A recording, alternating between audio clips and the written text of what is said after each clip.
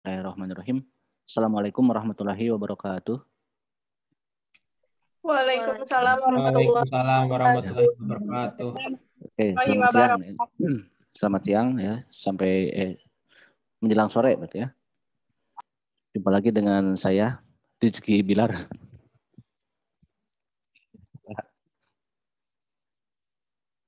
Oke, ini kelas D, kelompok 2. Ini sudah ada pertanyaan, sudah ada video, tapi ini mekanismenya mau bagaimana nih?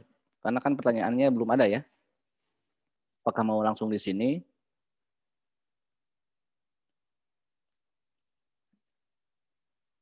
Atau mau bagaimana? Atau sudah ada pertanyaannya? Karena saya di channel YouTube belum ada pertanyaan ya. Mungkin langsung di sini aja, Pak. Oke, kalau mau langsung di sini, saya persilakan ya, akan saya serahkan ke moderator kelompok 2. Tapi yang saya harapkan begini, kan minggu lalu kelas D ini cukup bagus gitu ya. Saya harapkan tidak ada penurunan lagi mekanisme perkuliahan, walaupun saya geser karena tadi juga saya ada kepentingan dulu. Yang pertama memang pembagian tugas ya dari setiap kelompok, terus juga yang bertanya, yang tidak bertanya pun bisa nanti saling berbagi informasi, karena kan banyak cara lah untuk kalian cari informasi itu. Yang terpenting jangan sampai banyak waktu kosong tuh ya selama di Zoom ini. Oke, tanpa basa-basi lagi, saya serahkan langsung ke kelas D ya, ke kelompok 2.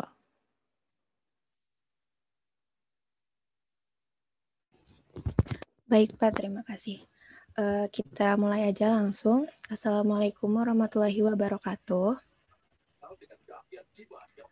Selamat sore semuanya, yang terhormat Bapak Kosasiyadi Saputra selaku dosen pada mata kuliah Pendidikan Kewarganegaraan dan teman-teman akuntansi kelas D yang saya banggakan.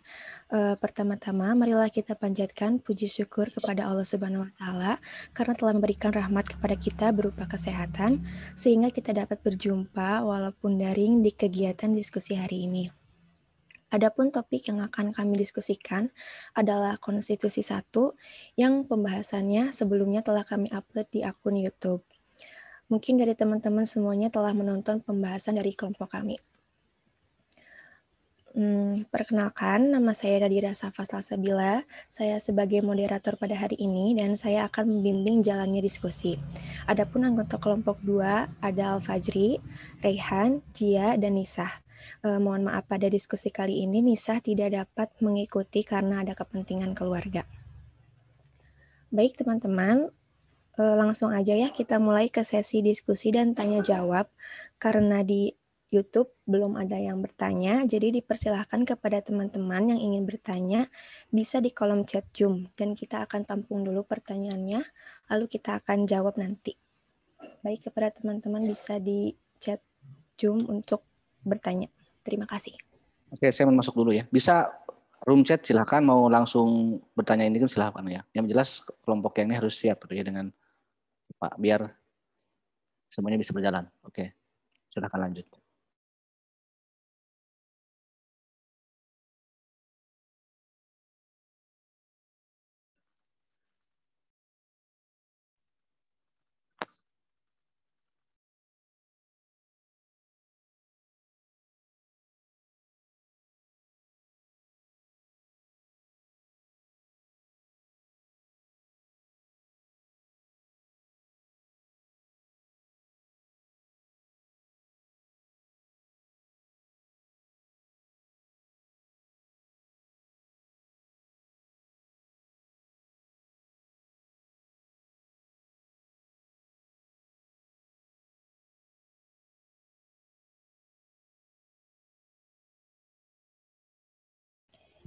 Ya teman-teman boleh nanya langsung, kalaupun nggak di chat Zoom bisa langsung on mic aja ya.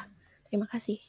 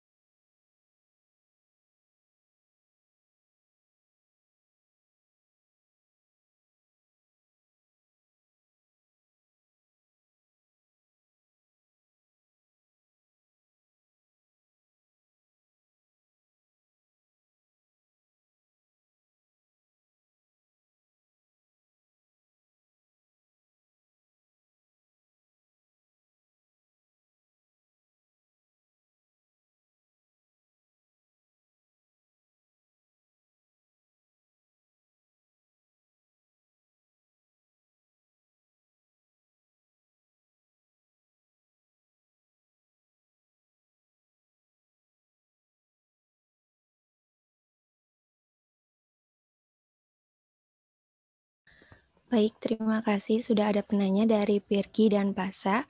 Pertanyaannya kami tampung dulu ya, nanti kita jawab. Terima kasih.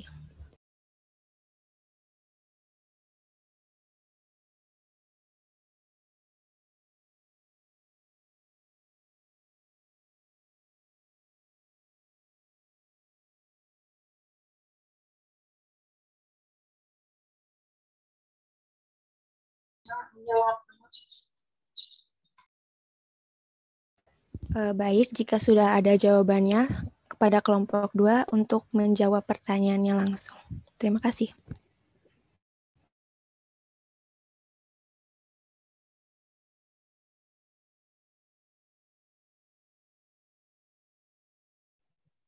Ya, izin menjawab pertanyaan dari Fasa. Menurut saya sendiri ya, masa jabatan presiden menjadi 3 periode tersebut sangatlah tidak sesuai dengan konstitusi gitu kan. Soalnya sudah dijelaskan dalam undang-undang juga bahwa masa jabatan presiden itu paling lama 5 tahun dan memangku jabatan selama 2 periode. Dan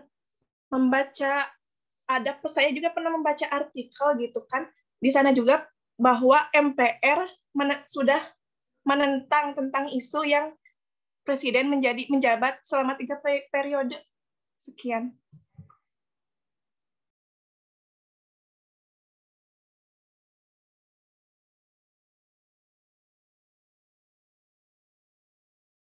Baik, terima kasih. Apakah kepada penanya sudah puas? Jawabannya sudah cukup. Terima kasih.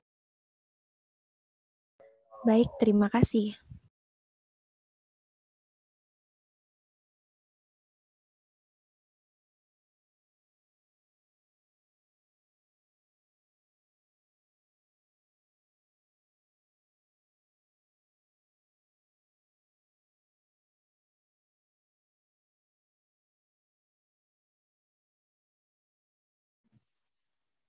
Mungkin juga masukan lagi ya, adanya diskusi ya.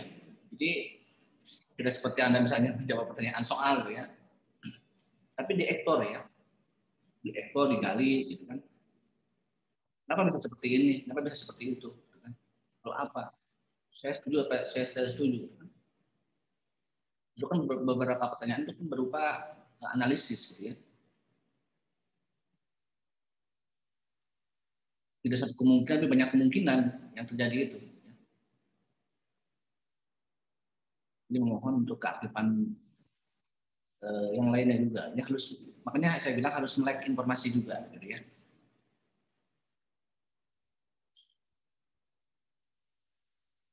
Permisi, saya boleh bertanya? Iya, boleh, silahkan. Ya, terima kasih. Tadi di presentasi itu ada kasus yang mengangkat kebijakan masa jabatan presiden di era Soekarno yang menyatakan bahwa presiden masa jabatannya seumur hidup. Itu dikatakan menyalahi konstitusi. Tapi saya baca di artikel itu yang mengangkat Presiden Soekarno masa jabatannya seumur hidup adalah MPRS melalui TAP MPRS nomor 3 garis miring MPRS garis miring 1963. Koreksi jika saya salah. Sedangkan saat itu juga Undang-Undang Dasar 1945 sebelum amandemen pasal 7 tentang masa jabatan presiden dan wakil presiden 5 tahun dan dapat dipilih kembali. Pertanyaannya, apakah dua aturan ini bisa saling menyalahi atau ini kan udah ada aturan sebelumnya, tapi aturan yang lain juga bertentangan gitu loh. Apakah konstitusi bisa saling menyalahi konstitusi lain? Terima kasih. Baik, terima kasih Nabila atas pertanyaannya. Pertanyaannya akan kami tampung terlebih dahulu.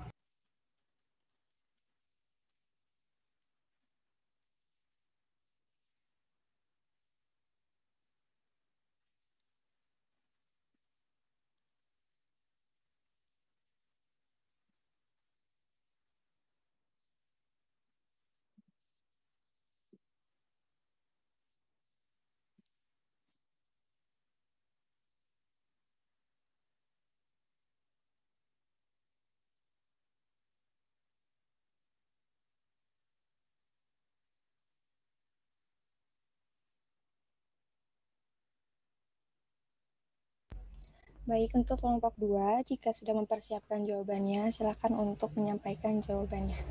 Kepada kelompok 2 dipersilakan.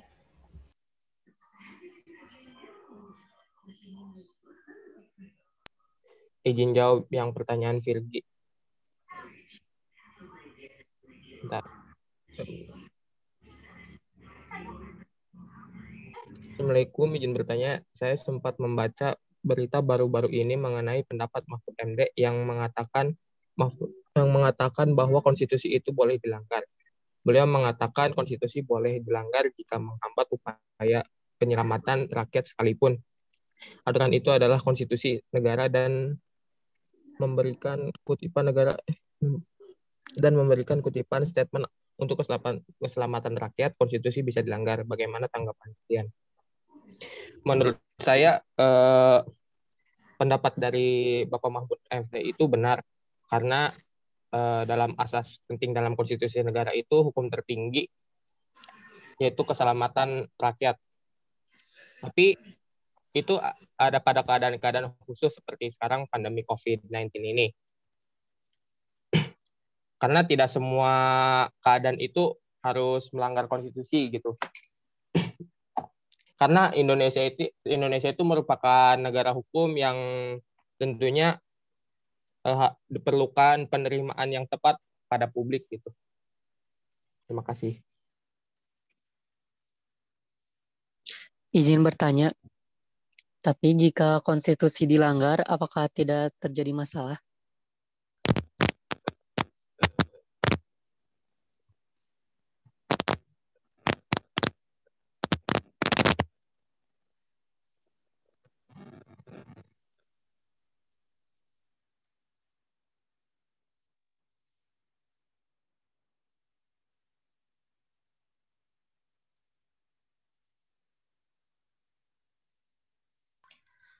Izin bertanya lagi, Fajri. Tadi kan kata Fajri itu konstitusi dilanggar karena ada keadaan-keadaan khusus. Nah, contoh lainnya keadaan-keadaan khusus itu apa aja sih?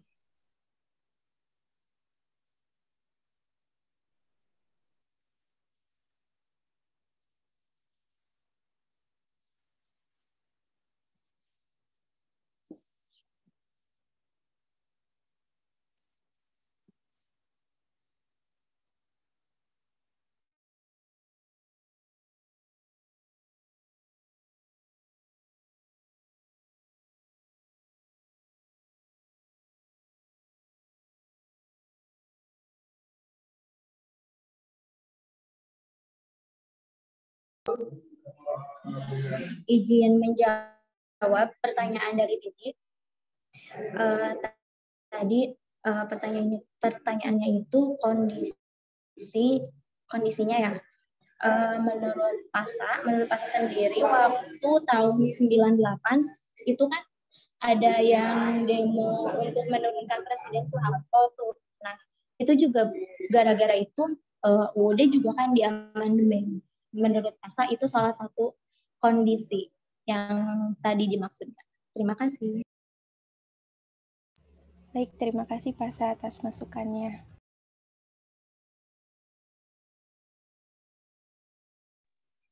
Baik, saya akan menjawab pertanyaan dari Nurma. Assalamualaikum, izin bertanya kenapa negara harus mempunyai landasan konstitusi? Itu sudah jelas ya, pasti harus mempunyai landasan konstitusi karena konstitusi merupakan sebuah fondasi agar terbentuknya suatu negara gitu kan. Konstitusi itu berupa peraturan-peraturan. Nah, jadi di mana kalau jika sebuah negara tidak mempunyai landasan konstitusi, bisa kita bayangkan negara tanpa adanya peraturan itu pasti akan sangat kacau gitu, di mana akan terjadinya pelanggaran-pelanggaran gitu. Begitu.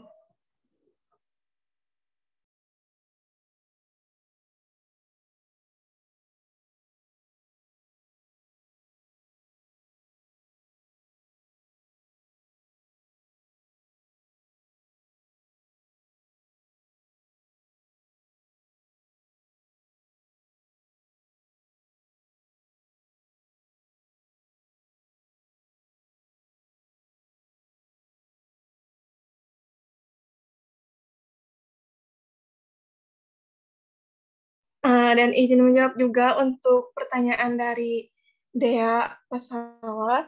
Jika kita melihat pada konstitusi, terdapat beberapa hak warga negara yang dijamin di dalamnya, di mana hak tersebut semestinya harus dipenuhi dengan konsisten dan bertanggung jawab.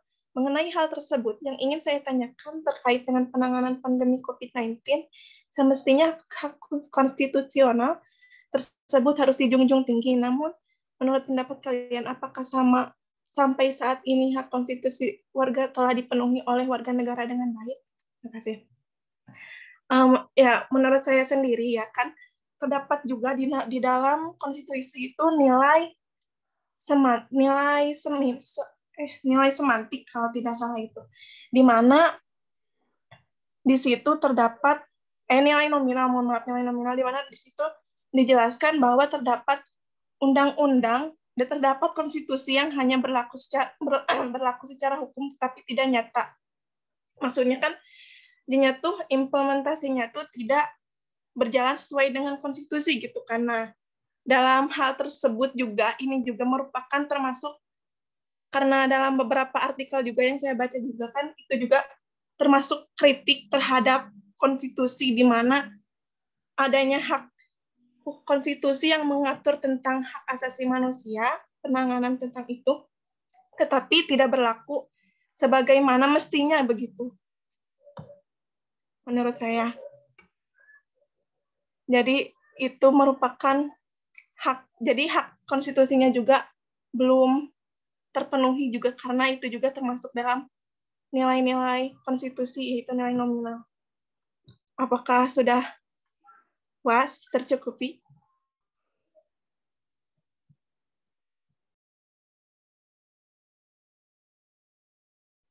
Ya, sudah. Terima kasih atas pendapatnya. Baik, terima kasih. Izin menjawab pertanyaan dari Arkan yang tadi, apakah melanggar konstitusi itu dapat menjadi masalah? Menurut saya pasti menjadi masalah karena pelanggaran konstitusi itu berdampak terhadap berbagai bidang di kehidupan gitu, terutama di bidang hukum. Jadi jika melanggar konstitusi pasti bermasalah dan sangat berdampak terhadap berbagai bidang kehidupan. Terima kasih. Izin bertanya. Izin bertanya. Baik, Lalu bagaimana melanggar konstitusi dapat menyelamatkan rakyat?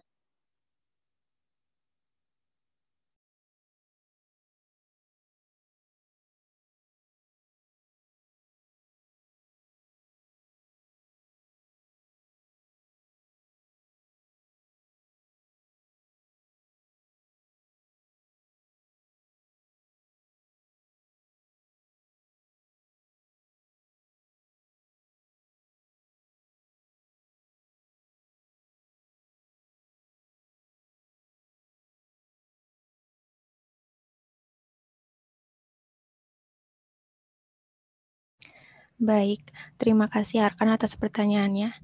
Kami tampung dulu. Dea tadi mau bertanya apa enggak? Iya, mau izin bertanya. Ini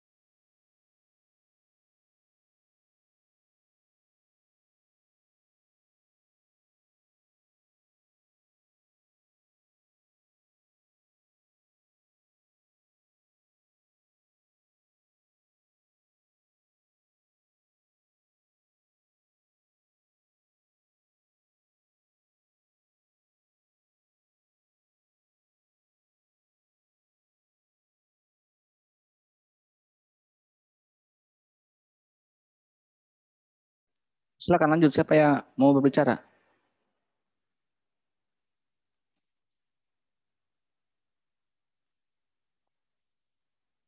Untuk teman-teman yang lainnya pun itu boleh menyatakan pendapat ya, jangan hanya terus bertanya kepada anggota kelompok, tapi juga boleh Anda punya pendapat lain dari pernyataan kelompok, mau berbeda, mau menambahkan, mau membantah, silakan ya.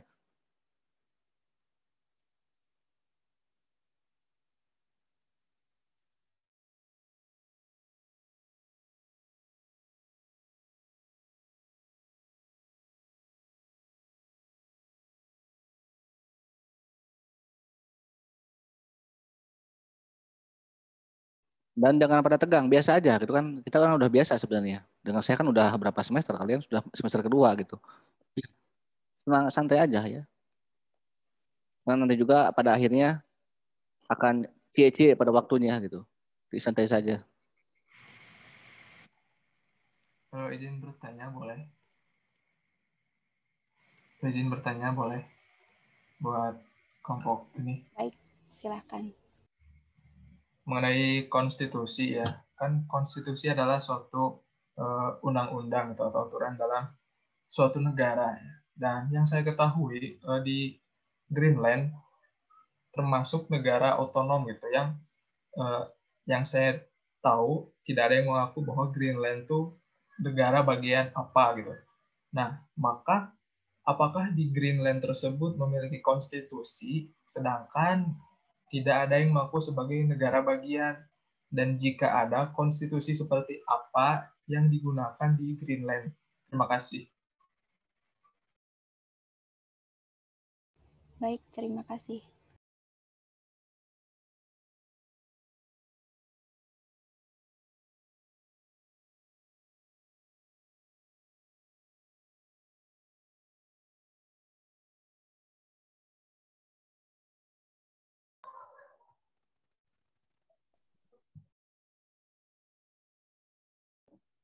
Izin menjawab pertanyaan yang akan di kolom chat, yaitu permasalahan yang sedang sekarang booming-boomingnya terkait konstitusi. Sebenarnya ini terjadi tahun kemarin ya, tentang peraturan pemerintah pengganti Undang-Undang Nomor 1 Tahun 2020 tentang kebijakan keuangan negara dan stabilitas sistem keuangan untuk penanganan pandemi coronavirus COVID-19 ini. Nah, tentang Perpu pengganti ini terdapat beberapa praktisi hukum gitu. Ada yang setuju dan ada juga yang tidak setuju. Nah, masalah konstitusi ini sedang booming-boomingnya gitu diperbincangkan di negara Indonesia ini.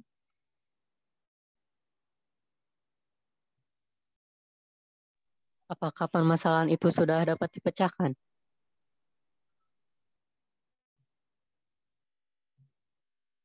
Kan katanya sudah dari tahun lalu.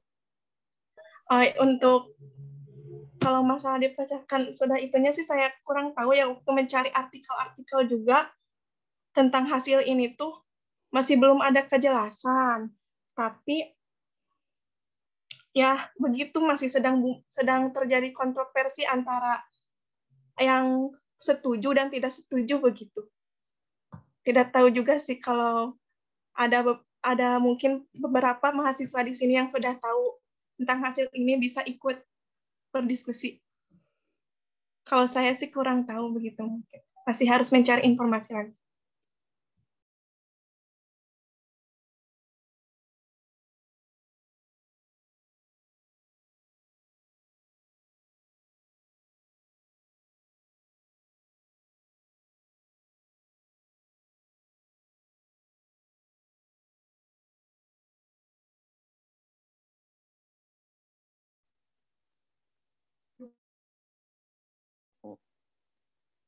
Sama.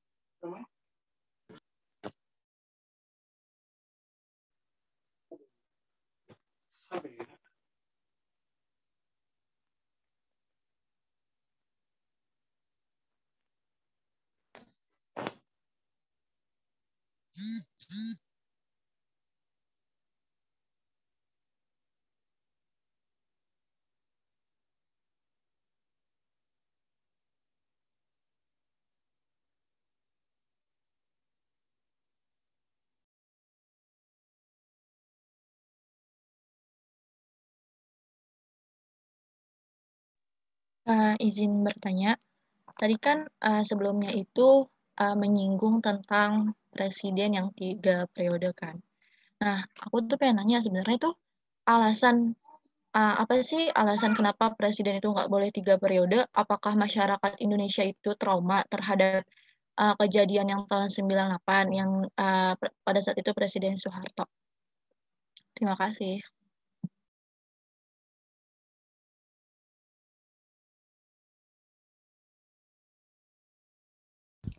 Baik, terima kasih. Mungkin dari teman-teman ada yang tahu dari pertanyaan-pertanyaan yang tadi sudah disampaikan atau ingin menambahkan, bisa langsung saja ya. Terima kasih.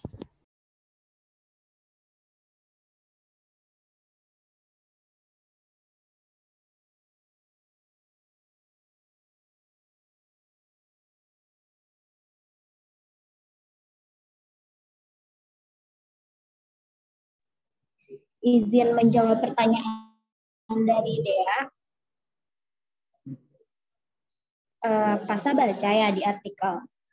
Masa jabatan presiden 2 periode itu supaya menghindari kesewenang-wenangan para pejabat gitu. Jadi kalau misalkan terlalu lama juga nantinya bisa jadi timbul ya korupsinya makin banyak, bisa jadi kayak gitu. Kalau misalkan korupsinya yang nggak ketahuan sama KPK menurut Pasa. Terus secara psikologis ya, kalau misalkan ini khususnya Pasa, kalau misalkan presidennya terlalu lama tuh kayak bosen gitu. Bosen, terus kita bukan pingin cari, kita itu pingin ngerasain gimana kalau misalkan kita itu punya pemimpin negara yang baru gitu. Seperti itu mungkin menurut Pasa. Terima kasih. Izin menambahkan mengenai pertanyaan dari Dea yang kenapa presiden harus 2 periode gitu. Karena kita berada di negara Indonesia yang berlandaskan demokrasi ya. Nah, maka periode presiden itu hanya 2. Karena apa? Untuk keberlangsungan demokrasi. Jadi jangan sampai demokrasi membuat masyarakat mengkultuskan individu gitu, hanya satu orang itu lagi. Dan karena di dalam periode yang sangat banyak ya, apalagi sampai 3 dari wacana Presiden Jokowi, akan terdapat beberapa bahaya gitu. Salah satunya adalah menjadi diktator dalam satu negara dan timbulnya kultus individu karena presiden dipimpin satu orang dengan waktu yang sangat lama. Mungkin seperti itu dari saya. Oke, aku pengen nanya lagi ke yang pernyataan Pasha. Tadi Pasha bilang kalau misalnya terlalu lama takut munculnya korupsi. Tapi ini aku lihat-lihat sekarang di zaman sekarang presiden yang 2 periode aja banyak kok pemerintahan yang melakukan korupsi, bahkan dana bansos saja dikorupsi kan. Nah, terus untuk pernyataan Robi, kata Presiden Jokowi itu merupakan diktator atau maaf tadi apa Rob? Ya, mana yang mana? Yang pernyataan Jokowi, Pak Oh, Presiden bukan. Jokowi. Ya, yang masa 3 periode itu. Ya, itu bahaya. Tapi bukan berarti Pak Jokowi yang bilang, tapi emang itu salah satu bahayanya. Gitu. Oh, ini. Oke, berarti aku pengen nanya aja ke Pasha, pernyataan Pasha perihal yang kalau misalnya masa periode presiden itu lama, takut menimbulkan korupsi. Di 2 periode aja banyak yang korupsi. Terus kalau misalnya lama juga takutnya bosen. Kalau misalnya bosen, kenapa nggak 1 periode aja gitu ditetapin hukumnya? Terima kasih. Izin menjawab ya dari Dea. Yang tadi korupsi itu maksud Pasta itu iya tadi benar. 2 tahun aja banyak yang korupsi. Nah, apalagi kalau misalkan 3 tahun, bukan 3 tahun, 3 periode. Jadi mengapa enggak lebih dari 2 periode? Ya seperti dikatakan Dea tadi, 2 tahun aja banyak yang korupsi, 2 periode aja banyak yang korupsi, apalagi kalau 3 periode. Untuk pertanyaan yang satu lagi apa? Masalah yang kata Pasya, kalau misalnya kelamaan bosen. Kalau misalnya kelamaan bosen, kenapa nggak ditetapin 1 periode aja di dalam konstitusi? Kenapa harus 2 gitu? Harus ada percobaan lagi gitu. Terima kasih. Kalau menurut saya, kata bosen itu khusus bagi PASA sih sebenarnya. Kalau misalkan orang lain nggak tahu juga, mungkin contohnya Pak Jokowi, sebagian besar orang menganggap bahwa pada kepemimpinan beliau negara Indonesia itu lebih baik gitu. Jadi para masyarakat kebanyakan memilih kembali lagi Pak Jokowi, sehingga Pak Jokowi menjadi 2 periode gitu. Nah kalau PASA sendiri kayak waktu SD kan atau namanya anak SD ya, anak SD ketika di kelas lihat foto presiden selama 6 tahun itu foto presidennya Pak SBY gitu. Dan jujur PASA waktu SD itu ngerasa bosen kok gak diganti-ganti, itu fotonya kenapa Pak SBY terus gitu sih. Terima kasih. Berarti sekarang Pasya bosen. Presidennya Jokowi mulu karena udah lebih dari 6 tahun. Kalau untuk sekarang belum tahu sih, karena Pak Jokowi juga kan baru kemarin terpilih kembali. Izin menambahkan juga ya, kan kata dia kenapa nggak 1 periode aja gitu kan. Kalau 2 periode udah bosan. Sebenarnya kan menurut baca juga dari artikel kata ahli hukum Dr. Bayu Dwi Anggono itu munculnya gerakan jabatan selama 2 periode itu karena adanya gerakan reformasi tahun 1998 kalau tidak salah, saya pernah membaca artikel tentang itu begitu.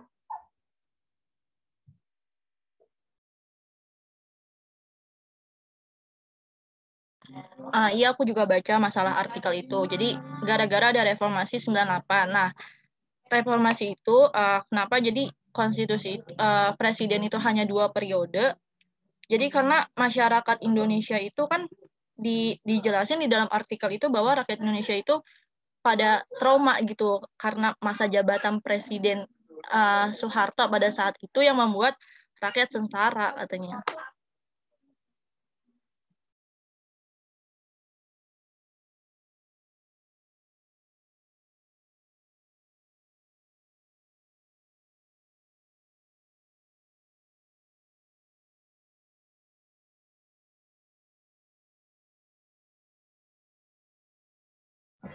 Iya, nah begitu. Terus tambahan juga ya kalau dari saya sendiri gitu kan tentang presiden yang 3 periode ini kan kata PASA juga kan menurut beberapa orang kan menganggap pemerintahan Jokowi ini baik begitu kan. Tapi kan mungkin itu untuk sebagian orang gitu kan yang dia terpenuhi, tapi di saat Presiden Jokowi beliau memfokuskan terhadap sesuatu, tapi ada juga beberapa orang gitu kan, bukan maksud menjudge Pak Presiden Jokowi aja begitu, tapi kan kayak aparat pemerintah begitu kan, banyak PNS atau aparat pemerintah yang lain kan merasa justru mereka merasa kepemimpinan pada masa beliau ini agak menurun gitu, dari bukan tidak baik juga sih, tapi ya kurang bagaimana gitu kan, begitulah jadinya tuh begitu. Jadi menurut saya juga kalau dua periode ini nanti kan berarti kan udah masa jabatan Presiden Jokowi ini,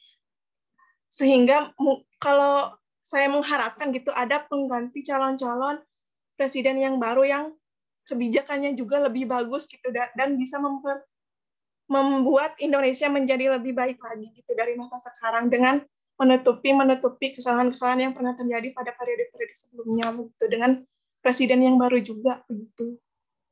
Kalau saya sendiri.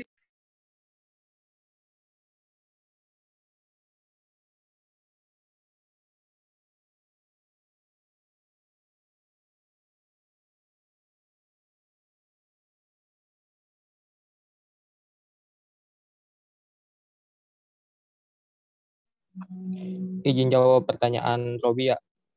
Konstitusi yang dianut pada Greenland itu merupakan konstitusi Denmark. Bisa disebut dengan the Constitution of Denmark. atau juga dikenal sebagai Undang-Undang Konstitusi Kerajaan Denmark. Nah, itu tuh merupakan konstitusi dari Kerajaan Denmark. Konstitusi itu pertama diadopsi pada tahun 1849 dan konstitusi saat ini dari tahun 1953. Nah, itu tuh merupakan salah satu konstitusi tertua di dunia gitu. Undang-undangnya juga udah beberapa kali diubah dan kata-katanya juga cukup umum untuk diterapkan pada saat ini seperti itu.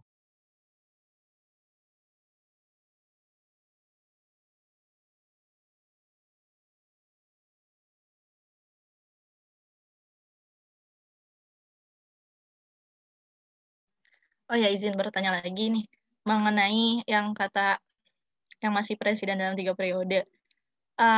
Aku belum mendengar informasinya kalau sebenarnya tuh Pak Jokowi setuju nggak sih kalau misalnya ada presiden masa periodenya itu 3 periode?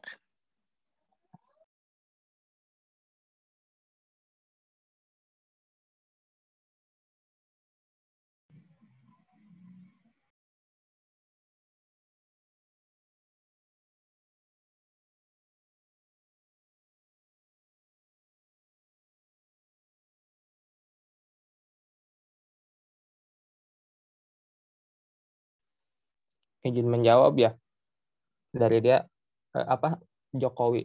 Pak Jokowi itu Pak Jokowi, setuju nggak sih sebenarnya kalau misalnya ada 3 periode dalam masa jabatan presiden?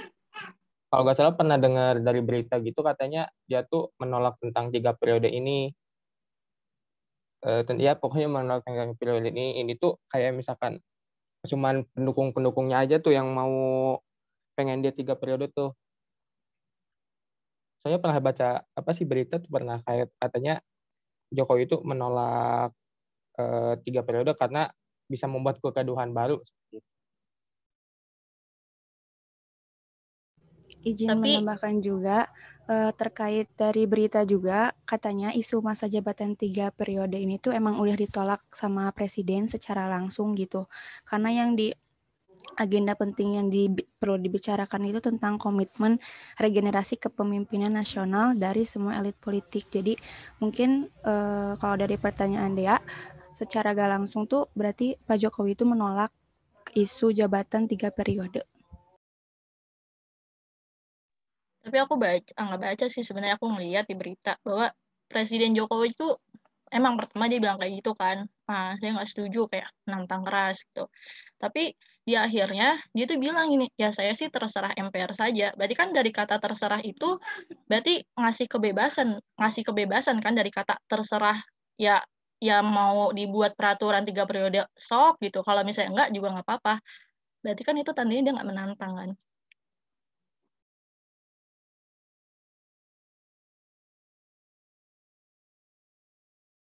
Menurut apa yang dikatakan dia sih, iya begitu gitu kan. Tapi kan kita juga nggak tahu gitu bagaimana pemikiran beliau gitu kan, mungkin dengan tapi kan keputusan MPR itu sudah menolak begitu kan, mungkin saja juga jika MPR itu memperbolehkan selama 3 periode tersebut, mungkin Pak Presiden Jokowi juga sudah terdapat kebijakan-kebijakan baru, merencanakan kebijakan-kebijakan baru yang akan diterapkan di Indonesia begitu. Mungkin itu juga sih saya juga tidak terlalu tahu ya, mungkin kan beliau bagaimana pemikiran beliau terhadap itu gitu kan.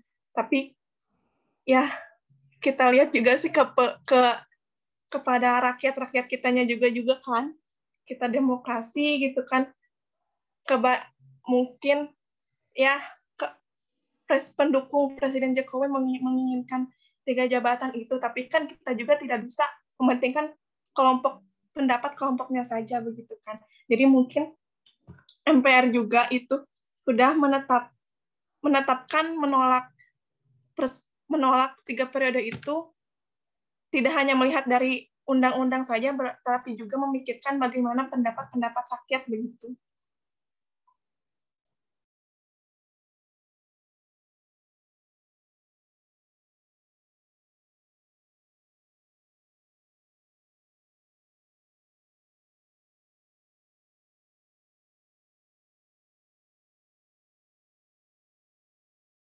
menjawab juga pertanyaan dari Eva Apriliani tentang hukum yang lebih tajam ke bawah dan tumpul ke atas. Bagaimana pendapat kalian mengenai ini? Menurut saya, ini itu pernah juga kan sering dikatakan Bapak saya juga waktu UAS juga kan pernah menanyakan gitu kan tentang tentang kasus yang itu apa yang jadinya tuh jadi si elit politik itu setelah mendapatkan kekuasaan itu mereka jadi terlena begitu kan. Nah, jadi mereka itu tidak ingin jabatan mereka seperti terganggu. Jadi gimana ya? Susah menjelaskannya juga. Jadi itu ingin bisa menikmati kekuasaan tersebut, di mana mereka mendapatkan kekuasaan tersebut, mereka kan mendapatkan apapun dengan mudah begitu. Jadi para elit politik itu, para elit itu melakukan berbagai macam cara agar dirinya tidak terjerat dan dalam hukum, sehingga melakukan berbagai cara agar menghindari hukum tersebut. Sedangkan kan bahwa rakyat itu tidak mempunyai kekuasaan begitu untuk melakukan hal tersebut. Di mana kan sekarang uang sudah mengatur segalanya begitu dalam zaman sekarang ini. Jadi kan para elit politik itu bisa melakukan hal tersebut dengan mudah. Sehingga menjadi menurut saya itu para elit politik itu sudah sangat keadaan negara ini sudah kacau, di mana karena para elit politiknya itu sudah terlena begitu dengan kekuasaan tersebut, sehingga negara ini sudah sangat kacau gitu menurut saya. Bila ada pendapat lain yang ingin membantah ataupun menambahkan, silakan.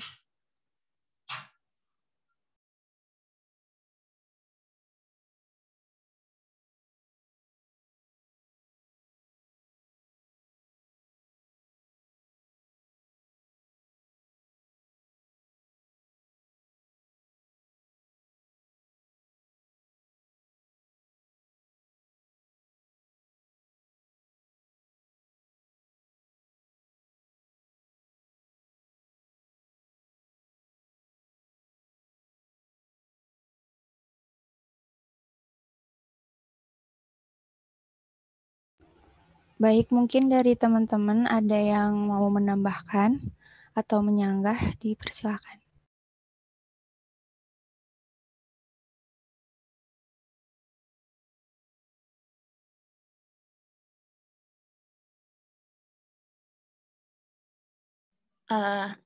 Izin masuk. Jadi aku pengen menyanggah dari pernyataan Zia yang bilang kalau misalnya rakyat itu kan katanya lemah ya.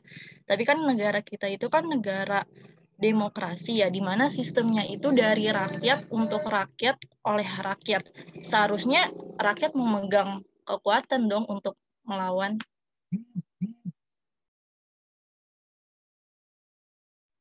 Izin menjawab, bukan maksud rakyat lemah begitu kan, begitu maksud saya itu, tapi kita itu emang negara ini kan demokrasi, nah di mana kekuasaan tertinggi merupakan terdapat pada rakyat gitu kan.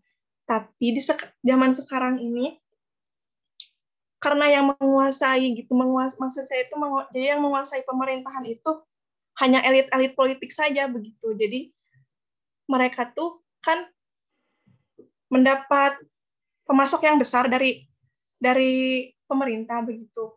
Jadi mereka melakukan segala hal dengan sewenang-wenangnya begitu. Padahal kan sudah diatur juga dalam undang-undang bagaimana tugas mereka apa saja. Tapi mereka melakukan tidak melakukan pekerjaan tidak sewenang-wenangnya juga. Tapi maksud sewenang-wenangnya di sini itu jika mereka melakukan kesalahan, mereka menutupinya begitu dengan ya kan ada yang kasus menyuap seperti itu, di mana kan kalau rakyat bukan maksud lemah tidak punya kekuasaan juga, tapi banyaklah begitu kan jika sudah berhubungan dengan hukum, rakyat tidak bisa bicara apa-apa lagi begitu. Karena semua sudah ya banyak banyak diatur oleh elit-elit pemerintah. Izin masuk, izin menyanggah yang dari Dea tadi. Pasang nggak nganggap bahwa masyarakat Indonesia itu lemah, masyarakat Indonesia itu kuat, tapi jika bersama-sama, jika bersatu. Nah, tapi contohnya beda lagi kalau misalkan salah satu warga negara Indonesia berada di pengadilan dengan kasus yang berkaitan dengan salah satu pejabat negara. Nah, itu seperti yang tadi dikatakan oleh Zia, kalau misalkan manusia itu kan namanya juga manusia ya, jadi pasti pernah hilapnya, apalagi kalau misalkan udah lihat uang gitu. Jadi nggak kecil kemungkinan bahwa banyak juga oknum-oknum yang disuap gitu, seperti itu. Jadi kalau misalkan masyarakatnya atau warga negaranya sendiri ya bisa dikatakan lemah, maksudnya sendiri itu satu orang. Jadi kasusnya ya menyangkut dia dan tidak ada masyarakat yang ikut membelanya. Seperti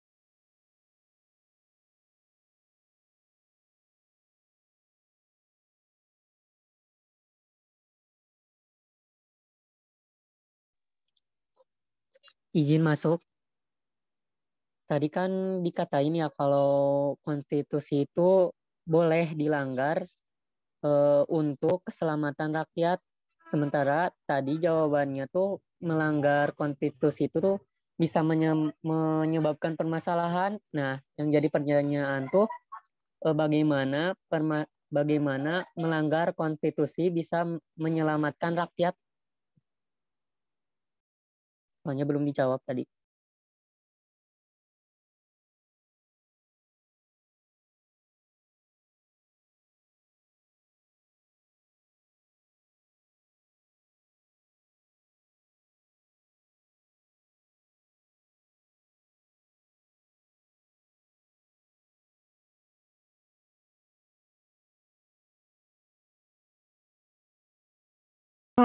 Izin jawab, maksudnya tuh maksud akan tuh yang melanggar konstitusi tapi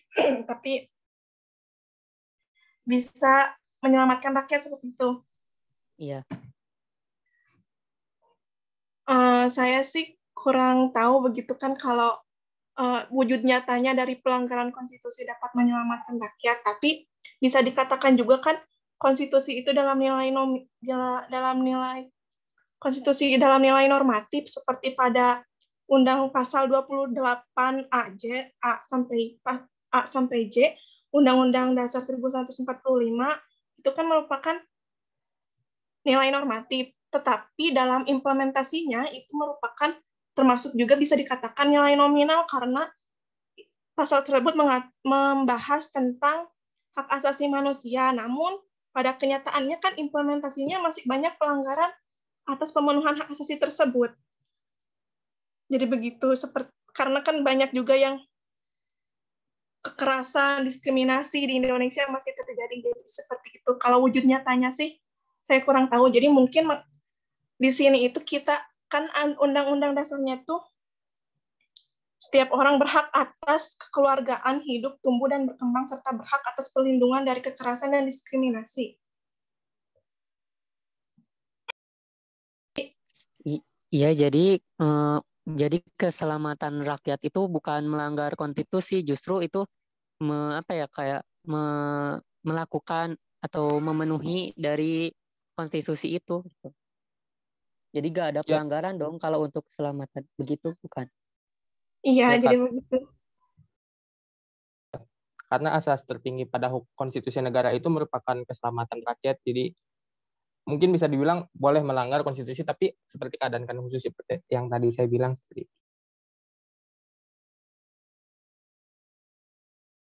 Iya, jadi kalau untuk keselamatan rakyat itu tuh melanggar atau tidak gitu?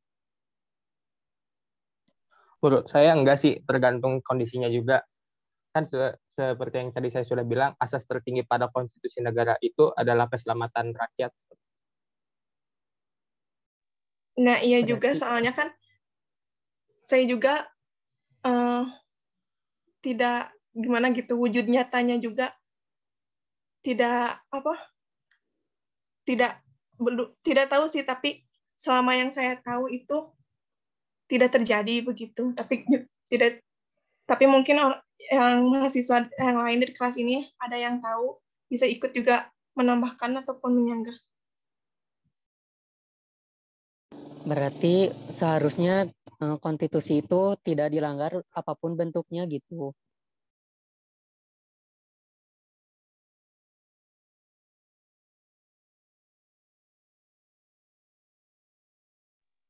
Kalau maksud tidak dilanggar apapun bentuknya sih, begini ya, soalnya konstitusi itu kan merupakan aturan-aturan di mana aturan-aturan tersebut yang dapat membentuk sebuah negara menjadi sebuah negara gitu kan. Jadi bagaimana mengatur berjalannya suatu negara, otomatis kan konstitusi itu tersebut aturan-aturannya juga tidak menyalahi kodrat manusia begitu kan.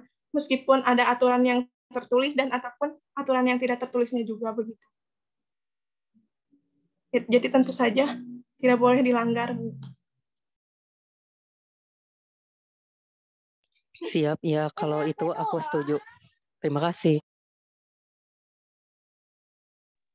Izin bertanya terkait pertanyaan saya yang tadi di awal itu bagaimana ya kejelasannya? Terima kasih. Mohon maaf, tadi itu pertanyaannya apa ya? Lupa lagi. Yang pertama itu ada di kolom chat, room chat. Nah, yang tadi secara langsung tuh, kan tadi dikatakan pada kebijakan masa Soekarno itu ada yang kasusnya menyalahi konstitusi itu masa jabatan presiden seumur hidup. Sedangkan Presiden Soekarno diangkat masa jabatannya menjadi seumur hidup itu diangkat oleh MPRS melalui TAP MPRS nomor 3 garis miring MPRS garis miring 1963. Koreksi jika saya salah. Tetapi pada saat itu juga ada Undang-Undang Dasar 1945 sebelum amandemen pasal 7 tentang masa jabatan presiden dan wakil presiden 5 tahun dan dapat dipilih kembali. Koreksi juga jika saya salah. Pertanyaan terkait hal ini adalah dua hal ini merupakan aturan yang sama-sama dikeluarkan oleh pemerintah. Apakah dua aturan ini atau konstitusi ini bisa saling menyalahi? Dua konstitusi ini kan maksudnya kayak sama kuatnya di mata hukum. Atau bagaimana gitu loh. Bisa ada dua hal yang bertentangan satu sama lain. Padahal itu aturan dari produk pemerintah. Terima kasih. Izin berpendapat ya. Kalau itu juga saya kurang begitu paham gitu soalnya, tapi kan di dalam konstitusi mungkin dalam konstitusi itu Indonesia itu beberapa kali mengganti bentuk negara kan, dari pernah juga Indonesia mengganti menjadi berbentuk keserikatan gitu kan. Mungkin pada saat terjadinya hal seperti yang disebutkan oleh Nabila itu, pada saat itu terjadi saat proses perubahan konstitusi gitu kan. Soalnya kan Indonesia itu pernah menggunakan Undang-Undang 1945 terus berubah lagi menjadi negara Indonesia menjadi keserikatan, di mana undang-undangnya juga berubah menjadi Undang-Undang RIS gitu kan pada saat berbentuk serikat, yaitu tanggal 17 Agustus 1950. Dan berubah juga dan undang-undangnya juga berubah juga pada Undang-Undang Sementara atau bisa disebut UUD 1950. Mungkin pada saat terjadi berketolak belakangan konstitusi tersebut, pada saat perubahan itu mungkin menurut saya. Karena saya juga baru mendengar begitu tentang terjadinya hal yang bertolak belakangan tersebut.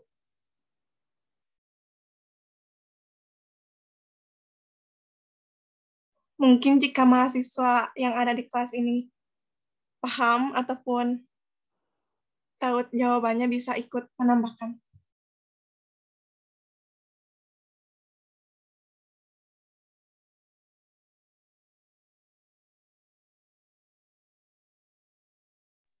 Berarti kalau misalkan tadi ada kayak ketimpangan atau double hukum aturan itu seharusnya di periode presiden berikutnya itu sudah berlaku di yang 5 tahun.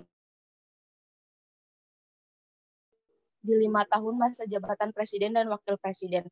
Tetapi pada kenyataannya setelah Bapak Insinyur Soekarno itu lengser jabatannya dan digantikan oleh selanjutnya ada Soeharto, itu malah jadi 32 tahun. Itu bahkan sangat lama ya, tapi gimana sih bisa ada, itu harusnya kan salah satunya yang berlaku tapi itu tetap tidak berlaku, tuh bagaimana gitu?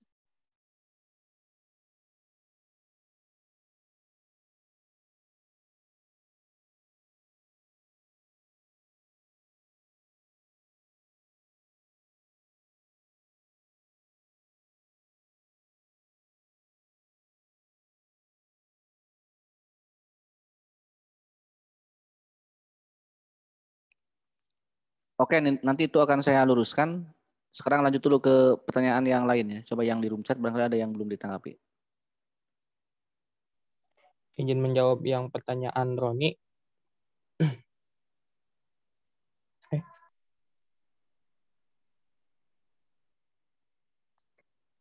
Izin bertanya, sejelaskan fungsi konstitusi undang-undang dasar dalam negara demokrasi dan negara komunis.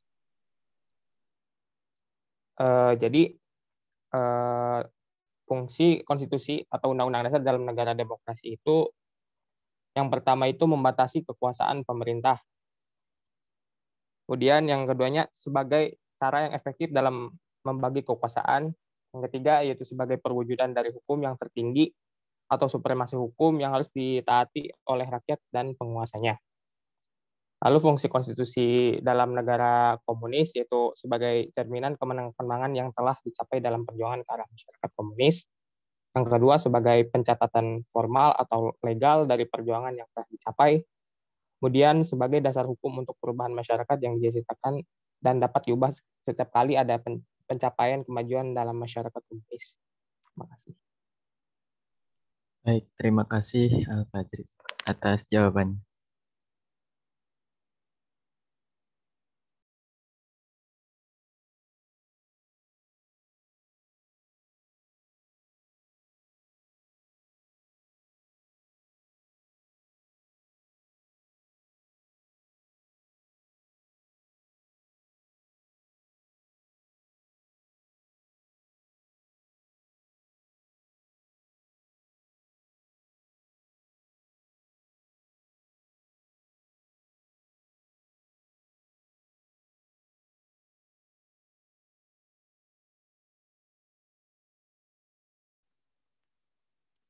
Oke, silakan. Ini moderator atau kelompok 2, ada yang mau dieksplor lagi?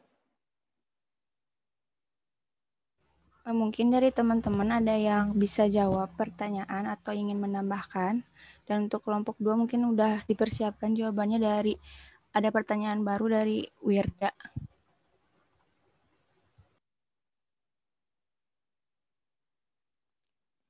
Oke, sambil jalan ya udah, kalau sudah ada langsung aja ke pertanyaan yang baru.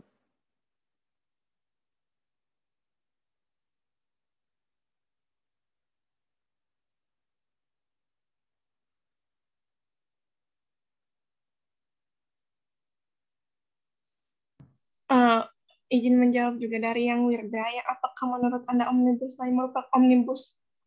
Law merupakan bentuk kejahatan terhadap konstitusi?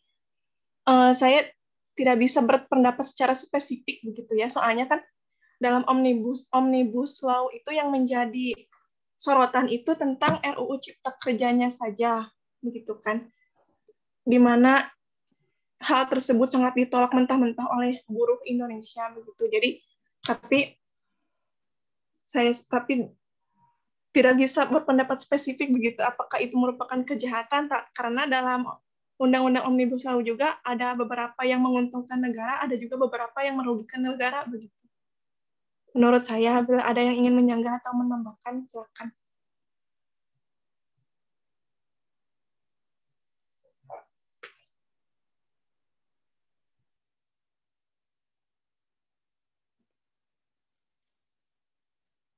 Ya, mungkin Wirda sudah cukup atau ingin menambahkan atau menyanggah.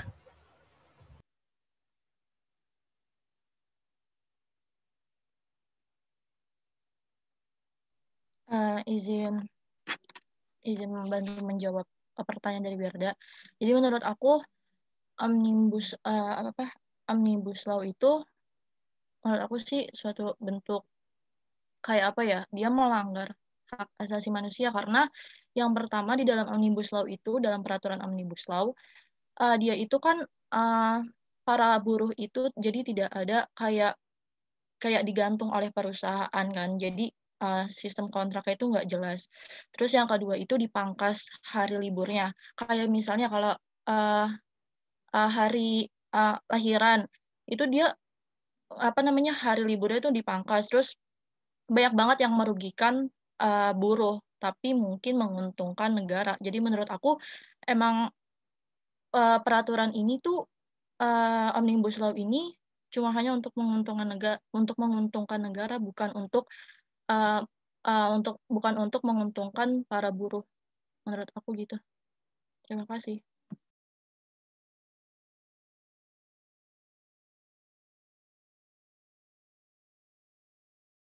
Iya, izin menambahkan juga. Dan menurut aku gitu, Omnibus Law apalagi yang RUU Cipta Kerja itu merupakan bentuk kejahatan karena menurut aku ini tuh sangat berkhianat terhadap prinsip demokrasi gitu, sehingga DPR tuh atau mungkin lembaga-lembaga yang tinggi tuh hanya memikirkan pemerintahan tanpa memikirkan masyarakat kecil seperti buruh-buruh gitu. Yang mestinya itu prinsip demokrasi itu harus pernyataan-pernyataan dari masyarakat lebih didengar karena itu merupakan hak-hak dari warga. Tapi karena RUU Cipta Kerja ini, pemerintah hanya ingin menguntungkan dalam pemerintah saja tanpa memikirkan masyarakat-masyarakat kecil seperti itu. Jadi menurut saya itu merupakan bentuk kejahatan terhadap konstitusi.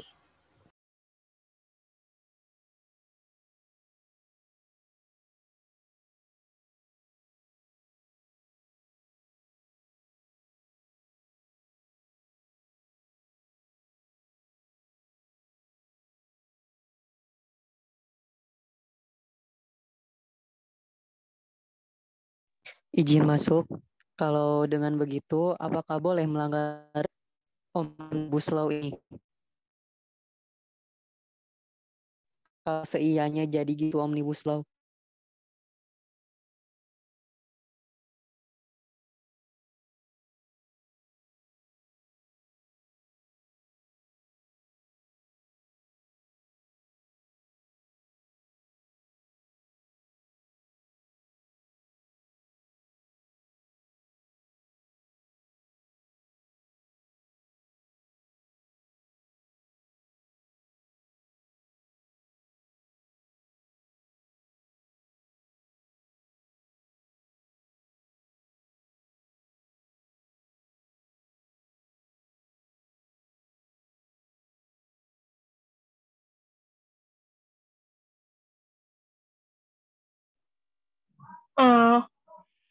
Jika ingin menjawab juga, jika jadi begitu ya tentang Omnibus Law, kalau untuk dilanggar sih tidak tahu juga, soalnya kan ini emang menyalahi hak asasi manusia begitu kan, tentang yang RUU Cipta Kerja ini.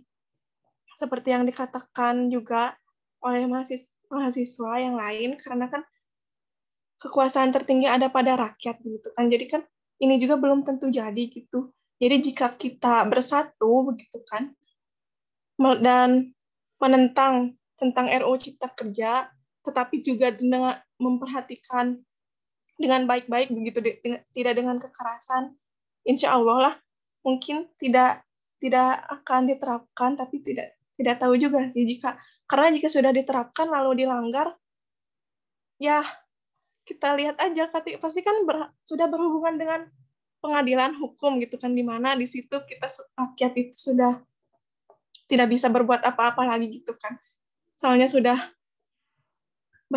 berhubungan langsung dengan para elit-elit pemerintah. Izin masuk. Jadi kan Jadi sebenarnya tuh setahu aku sih, sebenarnya pengetahuan aku bahwa Omnibus Law ini udah disahkan oleh pemerintah kan. Nah, kan Omnibus Law ini kan termasuk kejahatan konstitusi ya.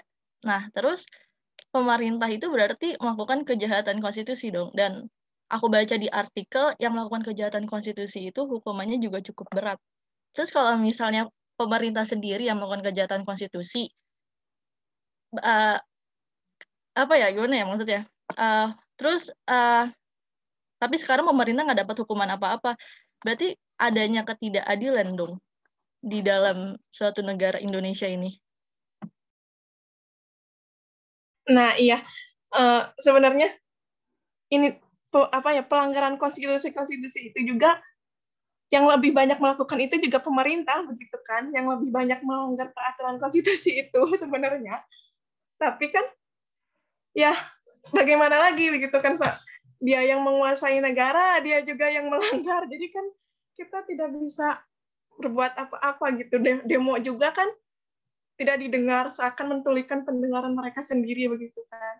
Jadi sudah negara Indonesia itu seperti yang sudah kita ketahui jelas bahwa tumpul ke atas dan runcing ke bawah begitu. Berarti kalau misalnya kayak gitu, negara Indonesia itu bukan lagi kayak negara demokrasi yang dari rakyat untuk rakyat oleh rakyat dong, tapi lebih tepatnya ke kapitalisme di mana bentar.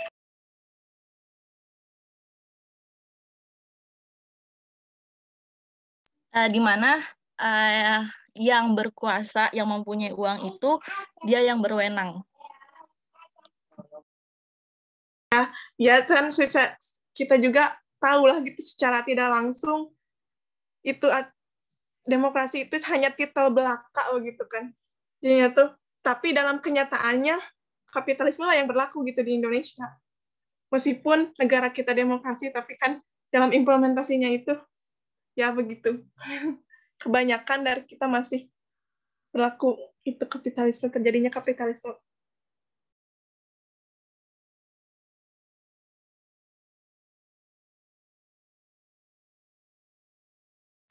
Mungkin udah cukup dari teman-teman semuanya. Ada yang mau menambahkan atau menyanggah lagi? Jika tidak ada, baik mungkin Pak cukup dari kelompok 2 dan saya serahkan kepada Bapak. Terima kasih.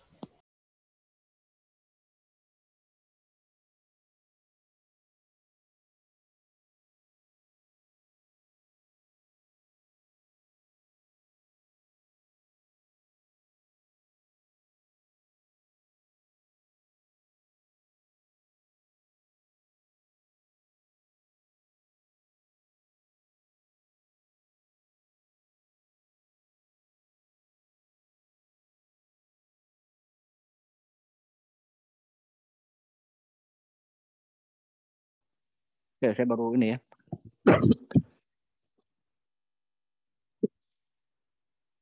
Langsung aja kelompok 2 bikin kalimat penutup dulu ya. Mengakhiri presentasi. Baik. Demikian semuanya diskusi tanya jawab dari kelompok 2. Mari kita ucapkan hamdalah bersama-sama. Alhamdulillahirabbil Alhamdulillahirobbilalamin. Saya sebagai moderator dan sebagai perwakilan dari kelompok 2 mengucapkan terima kasih kepada teman-teman yang sudah berpartisipasi dalam diskusi kali ini. Dan saya dengan teman-teman kelompok 2 memohon maaf bila ada kesalahan. Terima kasih. Wassalamualaikum warahmatullahi wabarakatuh. Waalaikumsalam warahmatullahi wabarakatuh. Oke,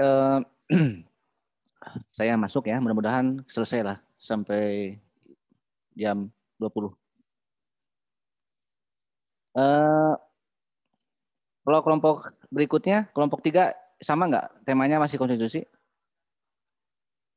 Masih, Pak. Ya. Masalahnya sudah Anda berbasis masalah atau ada hal yang belum disampaikan? Sebenarnya kelompok 3 pengen ngangkat ini Pak, masalah tentang kudeta Demokrat. Kudeta Demokrat, sebenarnya itu lebih tepat nanti di demokrasi sebenarnya, ya. Kalau bisa gitu ya, di bab demokrasi. Kalau enggak, coba Anda pikirkan lagi. Nanti saya akan luruskan dulu ya materi apa sih yang layak untuk diperdebatkan lagi di masalah konstitusi ya. Kalau yang krusial tadi kan masalah 3 periode ya, masalah apa? Masalah masa jabatan tadi sudah mulai diperdebatkan di sini, sudah cukup ya. Nanti akan saya kasih masukan lah untuk kelompok 3 biar konten-konten materi konstitusi itu karena kadang-kadang beberapa kelas lain itu mengambil alih pembahasan misalnya dari isunya, pemilihan isunya kadang-kadang mengambil alih isu-isu untuk hukum ya, untuk HAM gitu kan. Jadi kalau ini harus hati-hati ya konstitusi itu. Oke, itu untuk yang pertama. Yang kedua, dari sisi jalannya diskusi mungkin ini juga masukan bagi teman-teman yang lain ya. Ini Anda sudah mulai menusuk lah, perdebatannya sudah mulai menusuk ke hal yang nggak apa-apa, Anda saling mengejar target apa sih yang ingin kita kejar dari galian-galian masalah yang tadi diperdebatkan ya.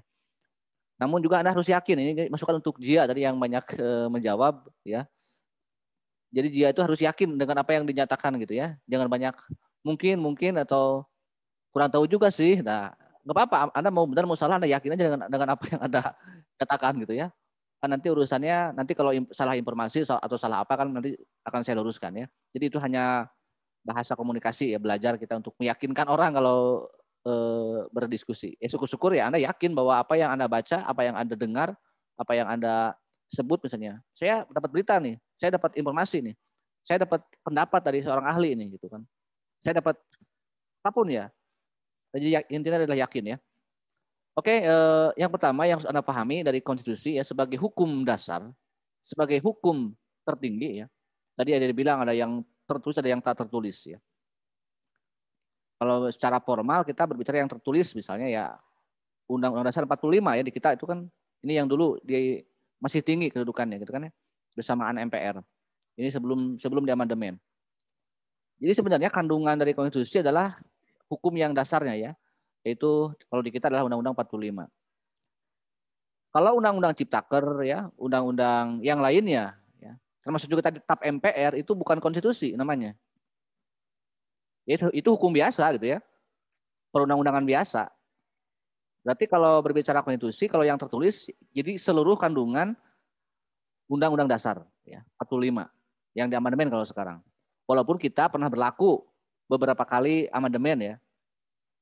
Boleh misalnya kelompok yang lain mau mengkaji masalah amandemen. Kenapa kita pernah beberapa kali berganti konstitusi ya? Tadi dibahas juga sedikit ya.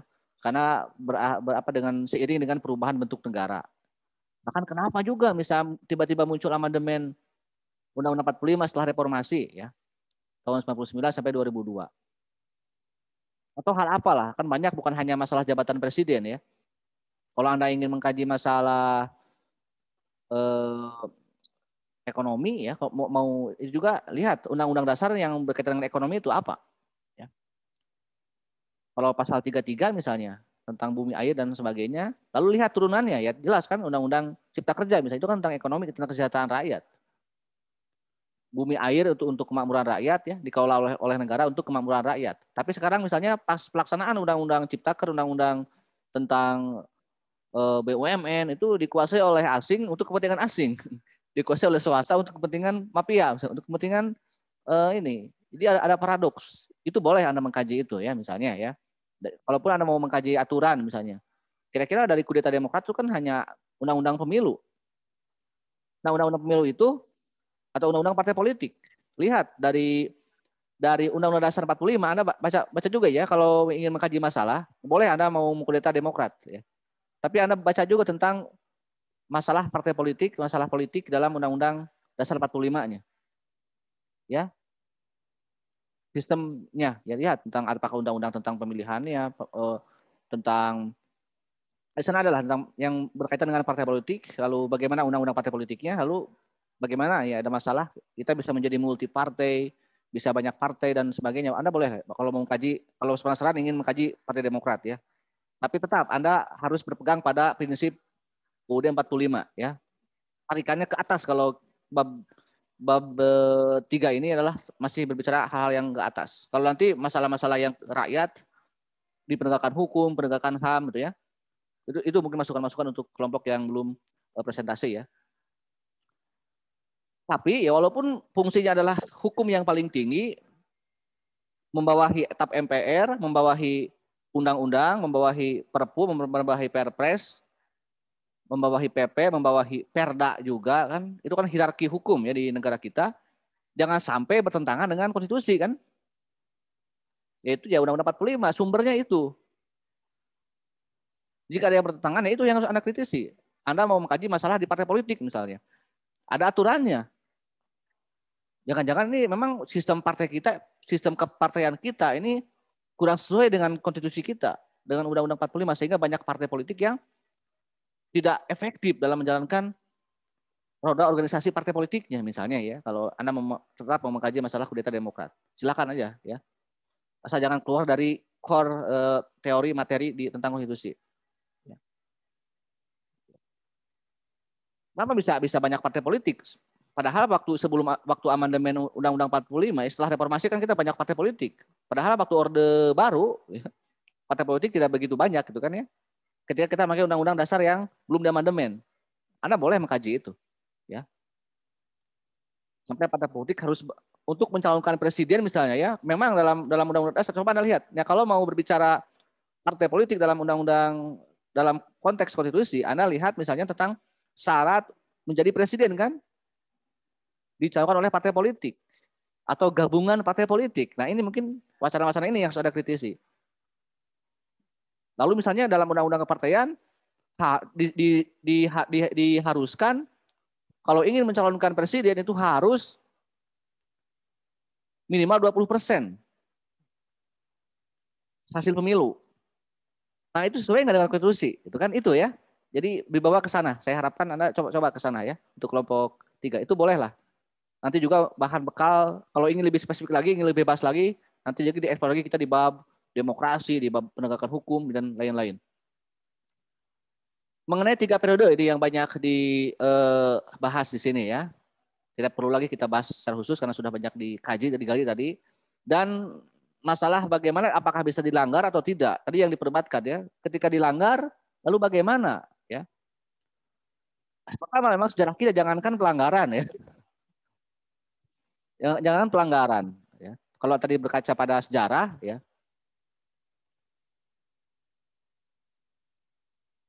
UU-nya pun dirubah gitu, diganti gitu kan, dari 45 ke RIS, dari RIS ke UUDS itu kan, itu bukan sebatas pelanggaran tapi itu sebatas sudah ekstrim, itu pergantian gitu kan. Padahal para pendiri bangsa kita capek-capek membahas UUD 45 yang saya sering sebutkan di mata kuliah Pancasila itu dengan hasil kajian yang sangat dalam, tapi kan 5 tahun kemudian dirubah menjadi RIS dan UUDS 50 gitu kan. Apalagi pelanggaran itu kan. Kemudian yang diatur dalam konstitusi ya memang hal-hal besar, hal-hal tentang bagaimana, tentang presiden, tentang tata cara pemilihan presiden, dan termasuk masa jabatan presiden ya. Oke, tadi juga yang masih buntu misalnya dengan kasus ya Orde Lama ya, tentang Soekarno mengangkat presiden seumur hidup ya oleh TAP MPR S gitu kan. Ya memang di sana memang ada paradok demokrasi gitu ya. Ketika mengeluarkan sebuah dekret presiden kemudian mengembalikan lagi Undang-Undang 45 tapi memang nggak dilakukan oleh Soekarno, oleh Orde Lama. Jadi kapalang edan itu kan, ya edan sekalian gitu kan akhirnya. Itu kalau bahasa kasarnya. Mungkin itu yang saya maksud tadi yang dikejar oleh Arkan, salah satu contoh sejarah kita ya, di mana memang demi kepentingan rakyat konstitusi boleh dilanggar ya. Itu udah lama seperti itu.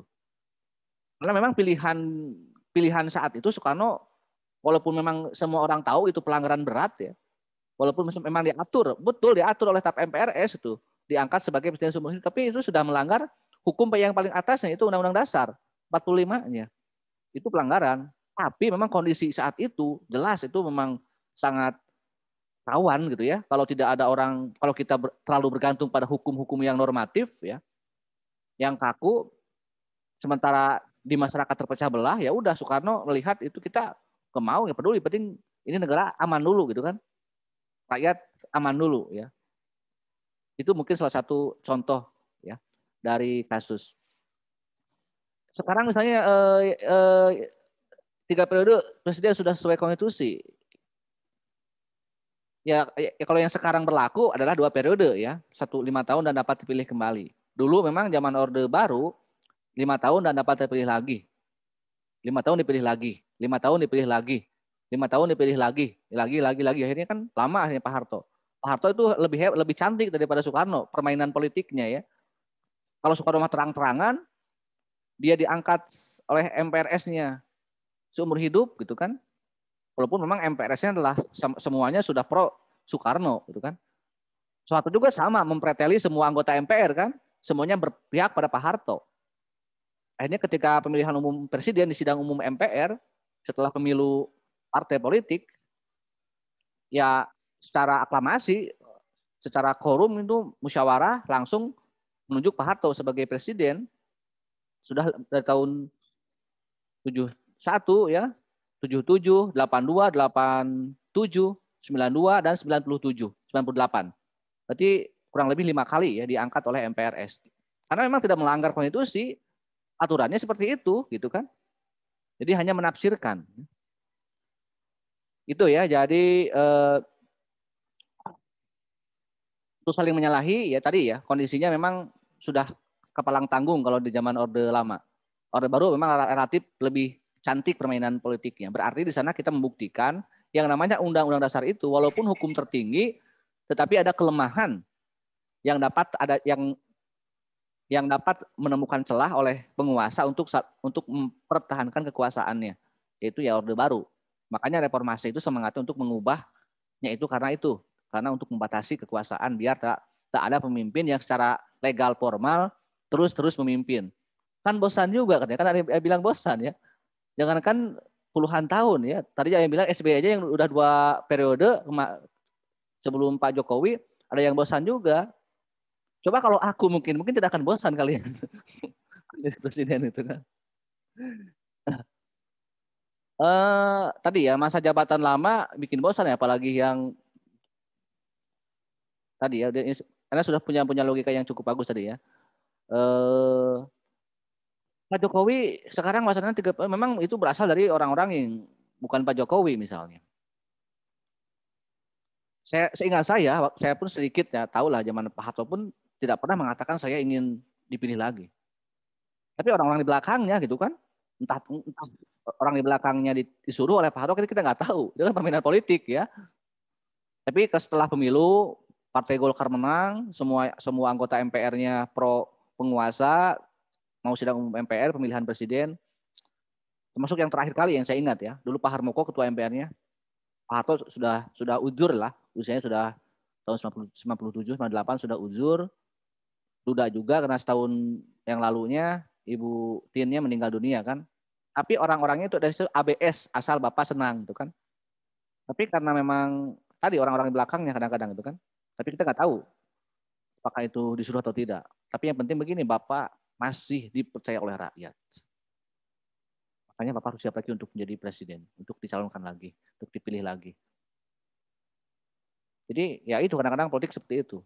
Memang pernyataan Pak Jokowi betul misalnya ya, dalam pemberitaan dia bahkan dia tegas menolak karena ingin fokus ke masalah lain ya. Anda percaya nggak pada omongan politisi gitu kan? Kalau Anda lihat jejak digital waktu sebelum Pilpres 2014 di awal tahun 14 ketika Pak Jokowi masih menjadi gubernur DKI, wartawan mengerubuti, Bapak gimana Pilpres Pak? Apakah ini? Apa bilang Pak Jokowi? Tidak mikir, akhirnya itu juga. Dalam dunia politik itu jangankan 1 bulan, 2 bulan, 3 bulan ya. 1 detik itu orang bisa berubah ya. Jadi jangan terlalu percaya pada orang ya. Enggak ada yang dipercaya, apalagi politisi ya. Apalagi laki-laki itu orang itu dipercaya. Mungkin cuma saya orang laki-laki yang bisa dipercaya itu di dunia ini. Oke, jadi itu ya. Jadi masalah itu tadi menolak. Terus kemudian melihat sekarang bagaimana dengan kekuatan MPR sekarang ya. Mungkin ini juga mungkin tadi kalau Anda orang-orang yang ingin mengkaji Demokrat ya. Kalau kita lihat kekuatan politik di MPR sekarang kalau masuk Demokrat, kalau katakanlah kubu Muldoko itu sah ya, akhirnya yang sudah jelas Pak Muldoko adalah bagian dari pemerintahan karena orang nomor 2 mungkin di lingkungan Istana Presiden gitu ya. Ya 92%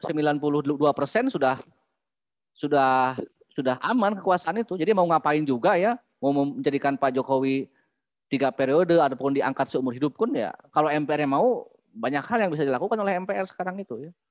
Tadi karena yang kewenangan untuk mengatur, mengubah konstitusi undang-undang dasar adalah MPR yang dimana anggota DPR dan DPD gitu kan. Dan anggota DPR-nya itu sudah saya katakan sudah banyak. Dan kenapa juga Omnibus Law? Tadi klarifikasi itu sudah disahkan ya. Kalau undang-undang, levelnya undang-undang ya, bukan UUD. Itu yang mengesahkan presiden bersama DPR gitu kan. Jadi emang sudah kong kali kong antara DPR presiden gitu kan. Ya aman-aman saja, yang nggak peduli kenapa Anda protes. Kan gue udah melalui proses pemilu. Lu pernah pilih gue kan, gue menang jadi presiden. Semua anggota DPR-nya juga sudah menang gitu kan, menjadi wakil rakyat. Jadi kumaha gue aja gitu kan. Kenapa harus demo? Kenapa dulu lu pilih gue kan gitu? Mungkin kalau logikanya seperti itu ya. Kenapa dulu lu pilih gue ya kumaha gue aja gitu kan. Itu ya, karena sebenarnya yang mereka tuh wakil kita, bawahan kita kan. Kita sama rakyat, mereka adalah wakil rakyat gitu. Apapun yang dilakukan mereka adalah sudah secara legal formal adalah mewakili kita gitu kan. Oke, tadi ya boleh dilanggar atau tidak. Bagaimana dengan keadaan sekarang? Ya, tidak semua keadaan itu dapat dilanggar, betul konstitusi di masa pandemi ya. Nah, sekarang kalau misalnya masalah 3 periode ya, kalau sekarang misalnya karena urusannya kalau dulu karena rakyatnya apa alasan Pak Soekarno ya waktu melanggar konstitusi karena urusan ada tadi perpecahan di masyarakat sehingga membutuhkan pemimpin yang diktator, akhirnya itu dilanggar ya. Kalau sekarang mungkin bisa jadi gitu kan karena masa pandemi ini membutuhkan fokusnya ke penanganan pandemi untuk puluhan tahun sehingga ya udah nggak perlu lagi pusing-pusing pilih presiden lagi, ya udah aja gitu, yang ada aja perpanjang kontraknya gitu. Ya mungkin bisa jadi alasannya itu kan demi rakyat juga kan. Ya. Karena Pak Jokowi juga kan rakyat gitu kan, dia kan pemimpin yang rakyat gitu kan. Dia juga berasal dari rakyat, bisa jadi seperti itu ya. Alasan kan bisa dibuat ya. Tapi secara politik sekali lagi sudah cukup kuat kekuatan politik kita. Urusannya apakah bagaimana dengan kita tadi sudah di demo habis-habisan tetap aja ya nutup telinga. Ketika amandemen 45 ya, di kita memang di dalam UUD kita kalau mau mengubah konstitusi itu kan sekali lagi itu pure wewenang MPR ya, di mana ada ajuan dari DPR 2/3-nya dan dihadiri oleh setengah anggota MPR. Tapi sekali lagi saya bilang bahwa sekarang 80% lebih kan, kalau masuk Demokrat 92%. Jadi mereka sudah tidak bisa. Nah, kasus ketika kita mengamandemen ya, itu kan kita baru mengamandemen tahun 99 sampai 2002 gitu kan. Itu juga sama dengan mekanisme yang konstitusional, itu atas ajuan usulan dari MPR. Tetapi memang ada tuntutan dari rakyat ya. Sehingga ketika secara psikologi masyarakat di media, di forum-forum ilmiah, mungkin juga trauma Orde Baru yang sampai 32 tahun berkuasa. Jadi ketika MPR mengadakan sidang istimewa, it's okay gitu kan ya. Karena memang salah satu tuntutan reformasi adalah amandemen UUD 45. Terutama di masa jabatan presiden ya yang dibatasi menjadi 2 kali dipilih ya. Atau 2 periode lah istilah umumnya. Nah sekarang kalau misalnya nanti tiba-tiba MPR mau amandemen lagi UUD 45, apakah mau dikembalikan lagi ke yang lama misalnya? Mau dipilih lagi?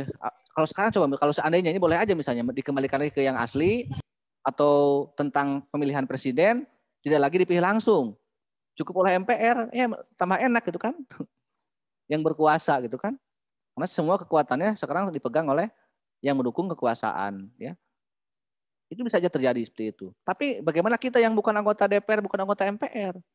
Ya kalau seandainya secara psikologi di media sosial, di media massa, di forum-forum ilmiah, akademisi, mahasiswanya memang setuju karena Pak Jokowi itu dibutuhkan gitu kan, karena nggak bosan gitu, nggak seperti Pak SBY yang membosankan kata teman Anda tadi gitu. Ya nggak apa-apa misalnya kalau nggak ada kontroversi, nggak masalah gitu. Tapi kalau memang ada kontroversi, ada muncul chaos yang luar biasa gitu ya, MPR harusnya mempertimbangkan suara-suara di belakang ya, bukan hanya untuk kepentingan golongan-golongan yang berkuasa. Tapi kalau di negara lain memang lebih fair itu kan, kalau mau mengubah UUD atau konstitusi itu diadakan dulu semacam jejak pendapat kayak pemilu ya. Jadi ditanya ke rakyat, dikasih pilihan kayak pemilu kan, setuju enggak? Jadi kalau mayoritas misalnya 50% plus 1 atau yang paling banyak dipilih rakyat adalah yang setuju, berarti MPR boleh bekerja untuk mengubah UUD atau konstitusinya ya. Di kita kan tidak ya. Karena itu tidak ada mekanisme, karena akan lebih repot, akan lebih lama lagi. Ya udah, gimana suara hati nurani dari anggota MPR. Kalau memang sekarang memang banyak kelemahan dari Undang-Undang Dasar 45, ya silakan apa yang lemah gitu kan, tapi harus lihat ya. Apa yang menjadi titik lemahnya. Kalau hanya untuk melanggengkan kekuasaan ya mohon maaf juga gitu kan ya. Oke, kenapa harus punya konstitusi ya? Ya karena negara modern adalah negara yang memiliki konstitusi gitu kan, batasan kekuasaan. Kalau tidak berarti kembali ke zaman yang feodalisme ya. COVID melindungi konstitusi ya. Tadi kalau aturannya adalah aturan tentang karantina, tentang protokol kesehatan, lihat kalau memang aturan itu dikira ada yang melanggar Undang-Undang Dasar 45 ya, itu bisa dikatakan melanggar konstitusi gitu kan. Tinggal kita gali. Nah, ini pertanyaannya bagaimana kalau ada aturan, apakah Omnibus Law ya, apakah Undang-Undang Kesehatan tentang peraturan tentang menteri atau presiden tentang masalah karantina dan di daerah pandemi, itu nanti kita boleh diajukan ke Mahkamah Konstitusi gitu kan, secara materi, uji materi itu benar nggak secara Undang-Undang Dasar. Kalau memang nggak benar berarti ya pemerintah, itulah bukti pelanggaran konstitusi itu ya. Ketika ada aturan buatan presiden, buatan pemerintah, buatan DPR lalu dibatalkan oleh MK, itu sudah salah satu bukti bahwa pemerintah melanggar konstitusi sehingga dibatalkan undang-undang tersebut, produk hukumnya tersebut. Tapi kalau sudah pada menyangkut tadi ke jabatan presiden ya tadi disoroti, terbukti presiden melanggar konstitusi, itu bisa dimajulkan istilah, bisa dipecat oleh mekanisme sidang istimewa MPR. Dan ingat ya, mungkin hanya Pak Ibu Megawati, saya mohon maaf ya, waktu mungkin kita sedikit saya minta mungkin 5 menit lagi lah, mumpung masih ingat. Ibu Megawati dan Pak SBY itu relatif aman ya. Dulu memang Megawati melanjutkan Pak Gus Dur 2 tahun lebih, dia selesai. Tapi dia tidak dipilih lagi. Tapi husnul khotimah lah. Pak SBY 2 tahun, 2 periode husnul khotimah, normal. Pak Jokowi belum tentu kan, hanya ada beberapa tahun lagi sampai 2024. Tapi lihat nasib Bung Karno, ya. Nasib Pak Harto. Dua-duanya saya kalau mengadu mana yang paling kuat, dua presiden ya Soekarno dan Soeharto sama-sama punya kekuatan yang luar biasa.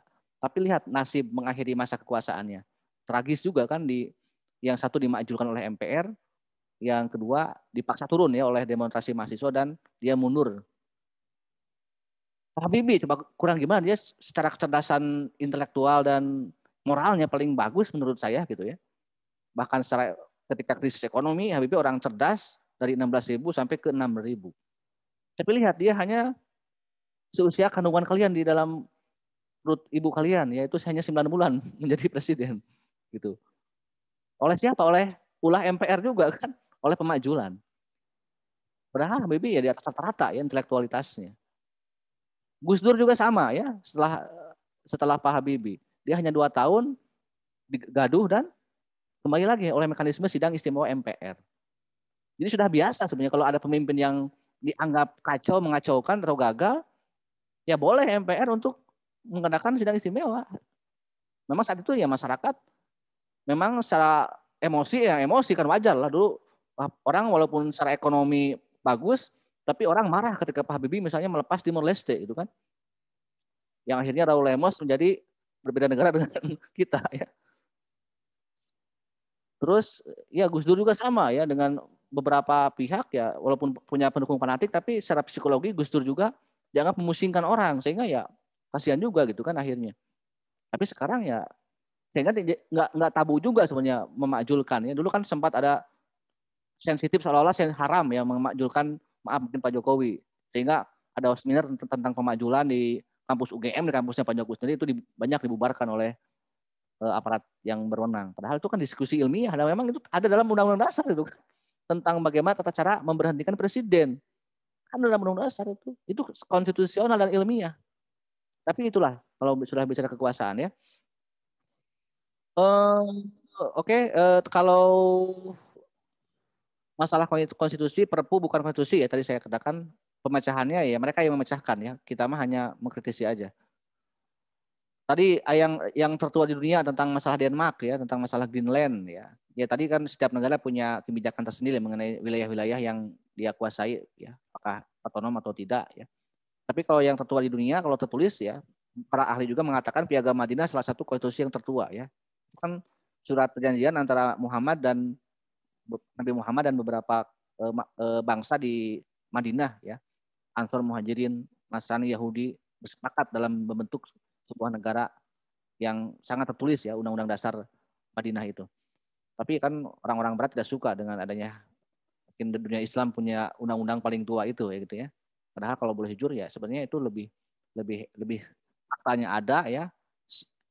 Sudah masih banyak fakta palsu, tapi kan orang banyak yang nggak suka juga mengenai Piagam Madinah. Mengenai hukum ya, hukum tumpul ke atas tajam ke bawah. Kalau nanti lah ini lebih spesifiknya nanti di bab penegakan hukum kita kaji lagi. Tentang di negara-negara komunis demokrasi ya, kalau di demokrasi kan ada jelas ada pembagian kekuasaan, ada batasan kekuasaan. Kalau di negara komunis ya mungkin sudah aja cuma ada satu partai, mungkin cirinya single partai. Di Cina kan satu partai, di Korea satu partai ya, Korea Utara. Di Kuba juga satu partai. Ciri-ciri yang paling utama seperti itu. Bahkan kita juga dulu mengesankan ada wacana PNI satu-satunya partai ya waktu awal-awal kemerdekaan, karena memang orang-orang komunis yang merapat ke kekuasaan sudah mulai ada bergerak di tahun 46. Mereka tidak terlibat dalam proses pembentukan negara, tapi mereka mengacaukan di setelah kemerdekaan. Itu hebatnya orang-orang komunis. Sekarang pun mungkin dengan wacana ada menganalisis beberapa politisi, beberapa pihak yang secara intelijen dikerahkan mungkin akan mengarah ke sana ya. Semua partai dipreteli ya. Walaupun tidak satu partai tunggal, tapi nampak nyaris semua partai harus tunduk pada kekuasaan. Mungkin mengarahnya sekarang juga pun ke sana. Kalau kita lihat di kasus Demokrat ya, mungkin hanya meninggalkan PKS yang masih tidak teracak-acak ya oleh yang tidak mau digoda mungkin oleh rejim yang sekarang ya. Tadi Omnibus Law ya, Omnibus Law itu jika memang melanggar ajukan aja ke Mahkamah Konstitusi ya. Kan udah disahkan ini. Berarti kalau itu gagal, MK mengabulkan, berarti itu memang terbukti bahwa Presiden DPR itu melanggar Undang-Undang Dasar ya, kalau itu MK mengabulkan. Oke, itu ya teman-teman semua dari saya. Mohon maaf apabila ada yang kurang berkenan. Sampai jumpa lagi minggu depan dengan saya Arya Salopa. Assalamualaikum warahmatullahi wabarakatuh. Waalaikumsalam warahmatullahi wabarakatuh. Yang bisa di screen ya. Warahmatullahi wabarakatuh. Jangan lupa.